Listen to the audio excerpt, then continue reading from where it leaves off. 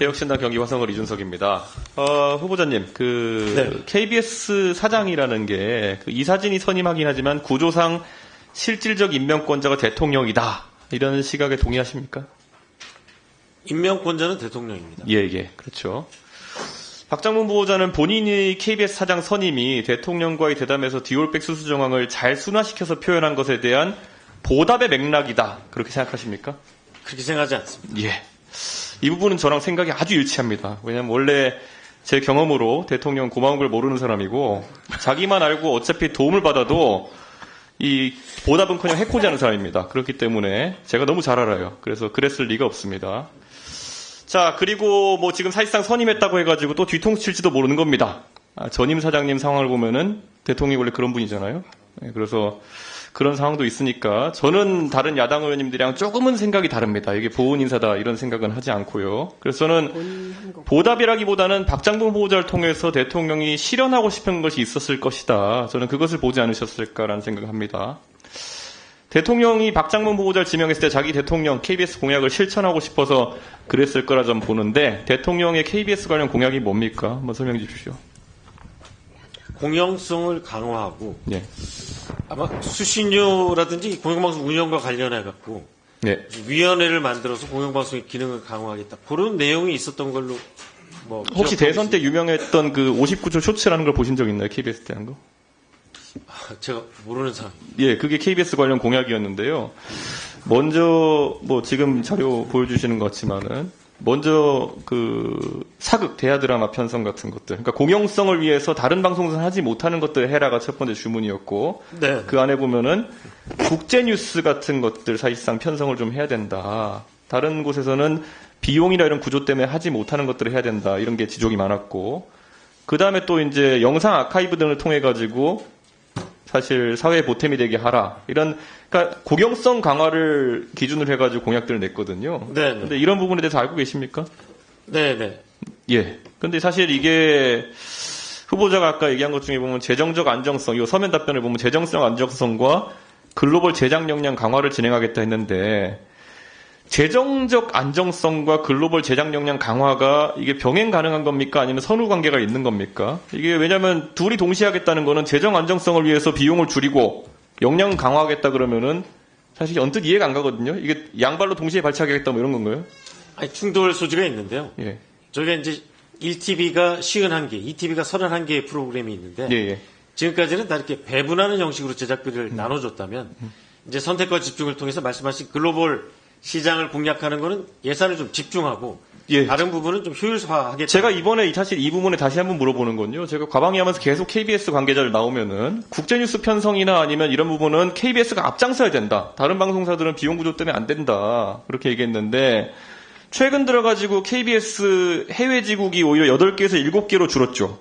네, 줄었습니다. 그리고 상주 특파원 수는 17명에서 11명으로 줄었죠. 6명이나 크게 줄였는데 이게 맞습니까 그러면?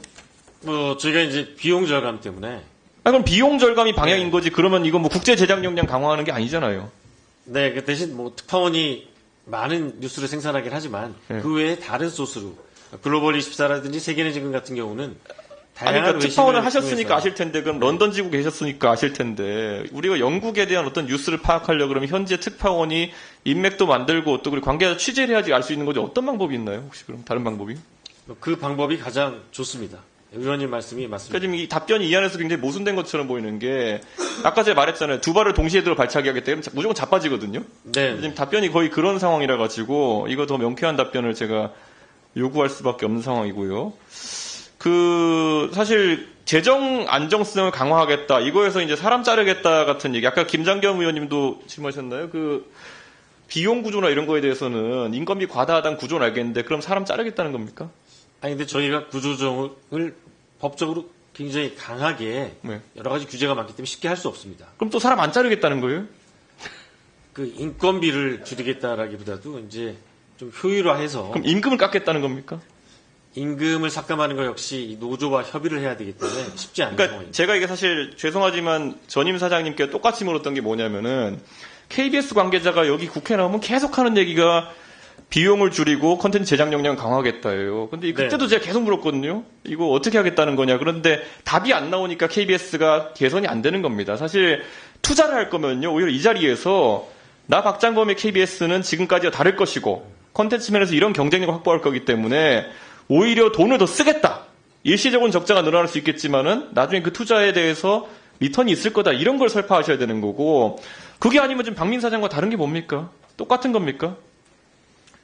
일단 저희가 법을 지키면서 비용 절감에 최대한 나서고요. 그 사람 자르겠다. 그 구조조정하는 거는 법에 따라 진행해야 되는데 사람 안 자르겠다 그러면. 특별 명태를 계속해서 진행하겠지만 예. 강제로 구조조정을 할 수는 없는 상황입니다. 그럼 어쨌든 인원을 줄이겠다는 의지는 있으신 건가요? 네네. 예, 뭐 사실 이게 어떻게 되는 건지 듣고 계신 국민들께서도 약간 헷갈릴 부분이 있을 것 같은데요. 자, 제가 우선 그래서 아까 제가 세 가지 공약, 그 윤석열 정부의 3대 공약 중에서 그 오픈소스 아카이브화 하는 부분에 대해서 지금 KBS에서 KBS 바다라는 것을 운영하고 있죠. 네, 하고 있습니다. 이게 사실 오픈소스 아카이브라서 제가 질문할 때마다 잘 운영되고 있다고 답변을 하는데 제가 한번 내용을 보겠습니다. 저런 KBS 바다라는 사이트가 있거든요. 그런데 우리가 KBS에 기대하는 거라는 거는 시사나 교양 측면에서 제작할 수 없는 것들, 다른 곳에서 쓸 수 없는 것들을 국민들에게, 뭐 유튜브 크리에이터나 이런 분들도 그렇고 좀 저렴하거나 무상에 공급해가지고 2차 저작물을 만들어내는데 저 오픈소스 아카이브의 목적이 있는 거예요. 네. 그럼 기본적으로 자, 우리가 검색해볼 만한 게 뭐가 있습니까? KBS가 정치부 취재를 많이 하니까 윤석열 이런 검색해보지 않겠습니까? 몇 개 나올 거라 보십니까? 네, 잘 모르겠습니다. 한번 보실까요? 윤석열 검색하면 0개 나옵니다. 오픈소스 아카이브에 윤석열로 검색하면 아무것도 안 나와요. 이준석 아무것도 안 나와요. 제가 뉴스 가치가 없는지 모르겠지만은 박근혜 하면은 전직 대통령 다 모아오는 영상이 하나 나오고요. 심지어 세월호 검색하면 아무것도 안 나옵니다. 그때 KBS가 세월호 취재하기 위해 가지고 세월호 상공에 헬기도 띄우고 그거 다 국민의 준조색격인 수신료로 띄운 건데 그 영상 자료가 왜 가치가 없습니까? 그 자료가 있으면은 그거는 꼭 우리나라 국민뿐만 아니라 전 세계 누구라도 그 참사에 대해서 기억하고 추모하는 영상물을 또 2차 제작물을 만들 수 있는 것이고 필요한데 왜 이런 게 안 올라가 있다고 생각하십니까? 일단 다른 자료는 많이 있는데 이게 혹시 사람과 관련된 사안이기 때문에 초상권 문제가 있는지 없는지 제가 그건 좀 아니 근데 따져봐야겠는데요. KBS에서 사람 취재한 걸 우리가 보고 싶은 거지. 자 그럼 KBS 뭐가 많은지 제가 보여드릴게요. 다음 페이지 보시면. 네. 고양이, 강아지, 바다, 나무 이런 거 되게 많습니다. 네, 사진이 가장 많은 게 고양이에요. 강아지하고. 그런데 고양이와 강아지 사진이 KBS가 특화된 부분입니까? 그러니까 저는 2차 저작물을 만드는 데 있어가지고 고양이와 강아지 사진, 바다와 나무 사진을 저렇게 많이 계셔놓고 박근혜, 윤석열, 뭐 이준석, 노무현, 뭐 정치인들의 그런 아주 근접 취재한 영상이라든지 이런 것들을 공개하지 않는 게 저는 이해가 가지 않습니다. 이 부분 어떻게 개선하실 생각 있으십니까?